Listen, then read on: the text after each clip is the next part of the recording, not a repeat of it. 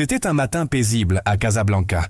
Le ciel, encore teinté d'orange, annonçait le lever du soleil. Dans un petit appartement modeste, Karim, un chauffeur de taxi, se préparait à sortir. Comme chaque matin, il faisait ses ablutions, puis s'agenouilla sur son tapis de prière. Après sa prière, il resta un moment assis, les yeux fermés, récitant doucement « Hasbi Allahu la ilaha illa huwa, alayhi tawakkaltu wa huwa rabbul arshil azim » Allah me suffit. Il n'y a de divinité que lui. En lui je place ma confiance, et il est le Seigneur du trône immense. Karim n'était pas riche. Son taxi était vieux, ses revenus modestes, mais son cœur, lui, était immense. Chaque matin, il adressait cette même invocation à son Seigneur. « Ô Allah, bénis ma journée et fais que je sois utile à quelqu'un aujourd'hui. » Il ne savait pas que ce jour-là, Allah allait répondre à sa prière d'une manière qu'il n'oublierait jamais. En traversant le grand pont d'Ain Diab, le regard de Karim fut attiré par une silhouette immobile, au loin. C'était un homme, seul, debout sur la rambarde. Son regard était vide, ses mains tremblaient. Les voitures passaient à toute vitesse, indifférentes à cette scène de détresse. Karim sentit son cœur battre fort. Il ralentit. Une petite voix dans sa tête lui disait « Continue ta route, ce n'est pas ton affaire ». Mais une autre voix, plus forte, plus insistante, lui murmurait « Et si Allah t'avait placé ici, à ce moment précis, pour une raison ?» Sans plus hésiter, Karim s'arrêta, coupa le moteur et sortit de son taxi. Le vent marin soufflait doucement. Il s'approcha lentement, sans faire de gestes brusques, pour ne pas effrayer l'homme. « Mon frère, que fais-tu ici ?» demanda-t-il d'une voix douce. L'homme sursauta, surpris. « Laisse-moi tranquille, je n'ai plus rien à perdre. » Karim perçut une douleur immense dans sa voix. Il fit un pas de plus et dit avec calme. « Rien n'est perdu tant que tu vis. Allah n'abandonne jamais ses serviteurs.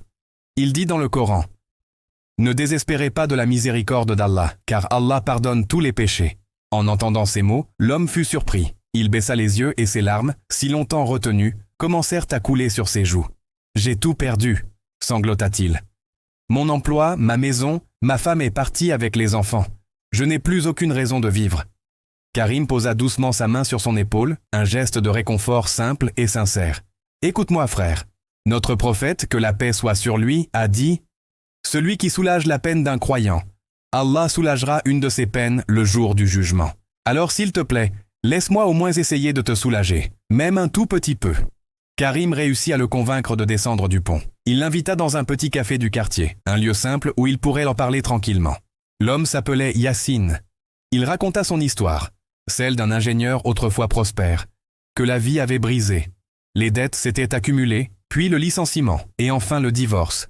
Une spirale infernale. Karim écoutait avec une bienveillance infinie, sans jamais le juger. Après un long silence, Karim prit la parole. « Mon frère, chaque épreuve que nous traversons cache un bien. Peut-être qu'Allah, dans sa sagesse, veut simplement te rapprocher de lui. » Yassine baissa la tête, pensif. Karim continua avec douceur. « Quand tu étais au sommet, tu n'avais peut-être plus besoin de prier, tu te sentais fort.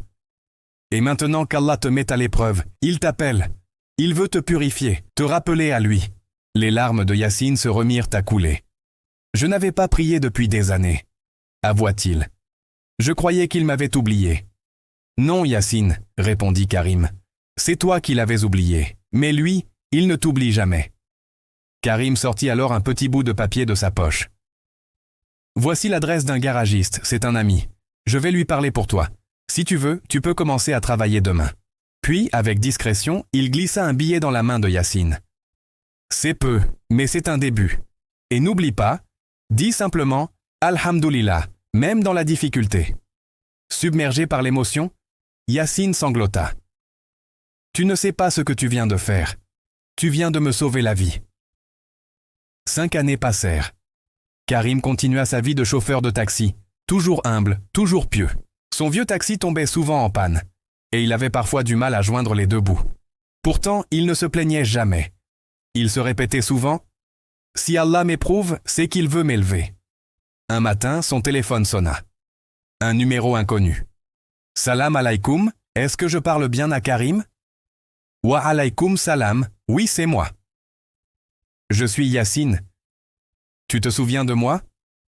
Karim chercha un instant dans sa mémoire, puis son visage s'éclaira d'un large sourire. « Yassine, subhanallah, comment vas-tu mon frère ?»« J'aimerais te voir Karim. j'ai quelque chose pour toi. » Ils se donnèrent rendez-vous devant un grand immeuble moderne au centre-ville. Sur la façade, une plaque brillante indiquait « Yassine Motors, réparation et vente automobile ». Karim resta bouche bée. Yassine l'accueillit avec un immense sourire, transformé, rayonnant. « Tout a commencé ce jour-là, sur le pont, » lui dit-il. « Depuis, ma vie a complètement changé. Allah m'a ouvert des portes que je croyais fermées à jamais. » Il prit Karim par la main et lui montra une voiture neuve, étincelante, garée juste à côté. « Celle-ci est à toi, mon frère. Tu ne conduiras plus ton vieux taxi. C'est un cadeau qui vient du cœur. » Karim resta sans voix, les larmes aux yeux. « Mais je n'ai rien fait de spécial, Yassine. » Yassine sourit chaleureusement. « Tu m'as rappelé Allah quand j'étais perdu. Tu m'as rendu la vie, et plus important encore, tu m'as rendu la foi. Comment pourrais-je un jour oublier ça ?» Cette histoire nous enseigne une morale profonde. Le bien que tu fais, même s'il te semble petit, peut être immense pour celui qui le reçoit. Comme le dit Allah dans le Coran, « Et quiconque fait le poids d'un atome de bien le verra. » Ce jour-là, Karim a compris que ce n'était pas lui qui avait sauvé Yassine. C'était Allah qui avait utilisé son cœur humble comme un instrument de sa miséricorde. Et quand Allah utilise quelqu'un pour faire le bien, c'est toujours les deux qui l'élèvent. Si cette histoire t'a touché, laisse un like pour soutenir ce message d'espoir. Et surtout, invite tes proches à la regarder et abonne-toi à la chaîne pour ne rien manquer de nos prochaines histoires, qui nous rappellent la beauté de la foi et la bonté du cœur. Qu'Allah te bénisse et t'accorde le bien ici-bas et dans l'au-delà. Salam.